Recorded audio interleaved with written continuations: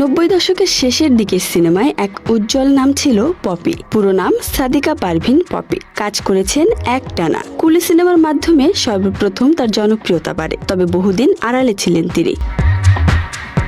পারিবারিক সমস্যার জেরে আবার তিনি প্রকাশ্যে এলেও আবারও চলে যান একদম আড়ালে। সম্প্রতি আবারও তিনি প্রকাশ্যে এসে জানালেন চলচ্চিত্রে ফেরার কথা। ঢাকায় চলচ্চিত্র অঙ্গনে ফেরার ইঙ্গিত দিলেন এই চিত্রনায়িকা, তবে নায়িকা হিসেবে নয়। এবার প্রযোজক হিসেবেই সবিজ অঙ্গনে নতুন যাত্রা শুরু করতে যাচ্ছেন তিনি। সম্প্রতি এক গণমাধ্যমে পপি তার ভবিষ্যৎ পরিকল্পনা সম্পর্কে এমনটিই জানিয়েছেন। তিনি স্পষ্ট বলেন, অভিনয় করব না এটা নিশ্চিত, তবে চলচ্চিত্রে ফিরছি প্রযোজনা নিয়ে।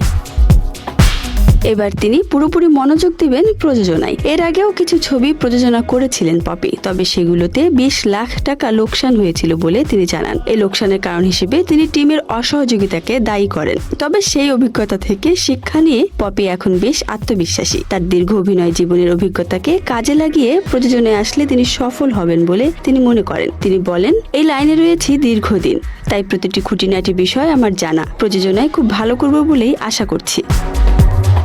5 বছর আড়াল জীবনযাপনের পর এবছরের ফেব্রুয়ারিতে প্রথম প্রকাশ্যে আসেন তিনি। আড়াল ভাঙার পর জানা যায়, পপি বিয়ে করে পুরোদস্তুর সংসারী এখন। তিনি এক পুত্র সন্তানের মাও।